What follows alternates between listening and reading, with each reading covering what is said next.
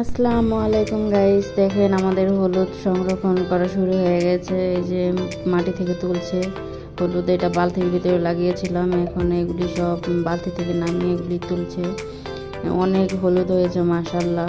আবার ক্যারেটের ভিতরে লাগিয়েছে, ওগুলো হয়েছে মাশাল্লাহ, অনেক ভালো হয় মাশাল্লাহ, আলহামদুলিল্লাহ বলবেন।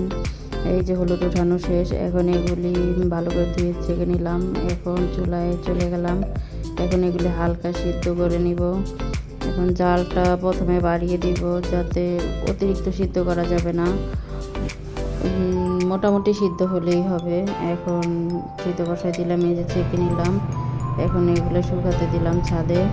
এখন শুকানো হয়ে যাওয়ার পরে এখন চলে যাবে ভাঙাতে। এই যে ভাঙায় নিয়ে আসলো, ভাঙানো হয়ে গেছে, এখন এগুলি ঢালবো। এই যে দেখেন আমার হলুদ লাগানো নিজের হাতে, কি সুন্দর মাশাল্লাহ হয়েছে। কালারটা দেখছেন মাশাল্লাহ, অসাধারণ কালার। এখন এগুলি ঢেলে এটার ভিতরে, এখন এটা নিয়ে যাব ছাদে। ছাদে নিয়ে রোদে দিব। মাশাল্লাহ কি সুন্দর কালার।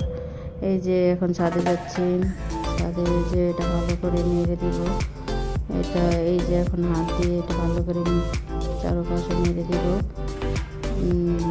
দেখছেন কালারটা কি সুন্দর হয়েছে।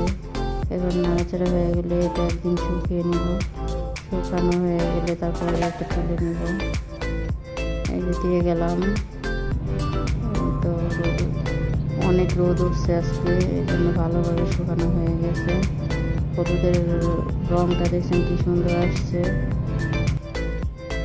মাশাআল্লাহ। দেখেন আমার হাতটা পুরো হলুদ হয়ে গেছে। সবাই আমার চ্যানেলটা সাবস্ক্রাইব এবং লাইক ফলো করে দেবেন। আসসালাম।